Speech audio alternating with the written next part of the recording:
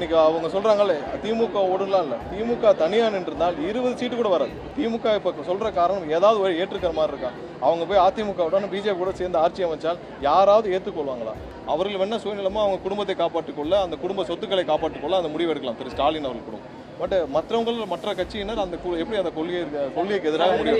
இதற்கு மேல சுயநல முடிவை வந்து திமுக எடுக்குமானால் இதுதான் அவங்களுடைய கடைசி அத்தியாயம்.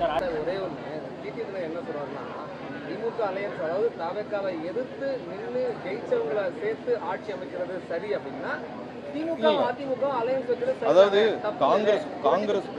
காங்கிரஸும் கம்யூனிஸ்டும் என்ன காரணத்தினால் வெளியே வந்தாங்க? இல்ல காங்கிரஸும் கம்யூனிஸ்டும் என்ன காரணத்திற்காக இவர்கள் வந்து அதிமுகவுடனும் பிஜேபியுடனும் சேர்ந்து ஆட்சி அமைக்க முயற்சி செஞ்ச பிறகுதானே வெளியே வந்தாங்க. இன்னொன்று, திமுக தனியாக நின்றிருந்தால், இன்னைக்கு அவங்க சொல்றாங்கல்ல திமுக ஓடலாம் இல்லை, திமுக தனியாக நின்றிருந்தால் 20 சீட்டு கூட வராது. திமுகவுடைய எப்பயுமே தனிப்பெரும்பான்மை அவங்க வந்து 18, 19, 20% தாண்டதில்லை. கூட்டணி காங்கிரஸ் இருந்ததாலும் கம்யூனிஸ்ட் கட்சி இருந்தாலும் அண்ணன் திருமாவளவன் இருந்ததாலும் ஐஎம்எல் இருந்தனால தான் அவங்களுக்கு இவ்வளவு பெரிய வெற்றி எப்பயுமே வந்து போன தடவை ஜெயிச்சது. 2006 திமுக ஆட்சி அமைத்தது காங்கிரஸ், அப்போ இருந்த கூட்டணி எல்லாம் சேர்த்து தான், பாமக எல்லாம் சேர்த்து தான். திமுக என்னைக்குமே தனியாக அவர்களால் 50 சீட்டோ 30 சீட்டோ வாங்க முடியாது. அவங்களுடைய தனிப்பெரும் எப்பயும் அவங்களோட நம்பர் அரித்மெட்டிக் தான். இப்போ போன தடவை ஆட்சி அமைத்தது ஏன் 2011 2014 அவ்வளோ பெரிய படுதொலி அடைஞ்சாங்க? அவங்களுக்கு ஆட்சி அமைக்க முக்கிய காரணம் அண்ணன் திருமாவர்களும் காங்கிரஸும் கம்யூனிஸ்டும் காரணத்தினால் மட்டும்தான் திமுக வந்து 2021 ஆட்சி அமைக்க காரணமாக இருந்தது. ஸோ அவங்க இவ்வளவு தூரம் சீட்டு வாங்கினதான் காங்கிரஸ்னால தான். காங்கிரஸும் கம்யூனிஸ்டும் அண்ணன் திருமாவும் இல்லை என்றால் அவங்க 20 சீட்டுகளை வாங்கியிருக்க, அதான் உண்மை. ஸோ அது வந்து அந்த வெற்றிக்கு பிறகு அவங்க 50 சீட்டு 57 சீட்டு வாங்கினதுக்கு பிறகு அவங்க திரும்பவும் வந்து பாஜகவுடனும் அதிமுகவுடன் சேர்ந்து நினைச்சா யாரு கூட இருக்கும்?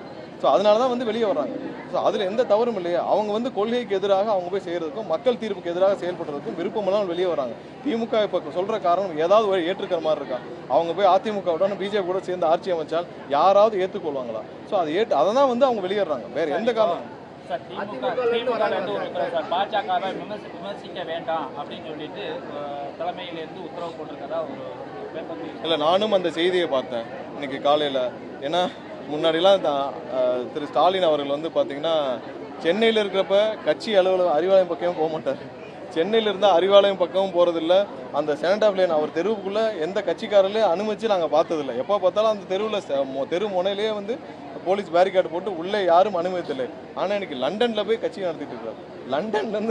லண்டன்லேருந்து மாவட்ட செயலாளர் மீட்டிங் நடத்துகிற அளவுக்கு தான் அந்த கட்சி இருக்குது. அவங்க அங்கேருந்து கொடுத்த உத்தரவு இவ்வளோ அவசரமாக மாவட்ட செயலாளர் மீட்டிங்கை லண்டன்லேருந்து நடத்த வேண்டிய அவசியம் என்னென்னா அவங்க பாரதிய ஜனதா கட்சியோடு போவதற்கு தயாராக இருக்காங்க இண்டிகேஷன் தான் வருது. அது இல்லாமல் அங்கேருந்து வந்து யாரும் பாஜகவை விமர்சிக்க வேண்டாம் அப்படின்ற இண்டிகேஷன் கொடுத்துருக்காதான் இன்றைக்கி செய்தித்தாள்களில் பல வந்திருக்கு. இதை தான் அனிதா ராதாகிருஷ்ணன் சொல்லியிருக்காரு. அவங்க வந்து அங்கே போகிறாங்க.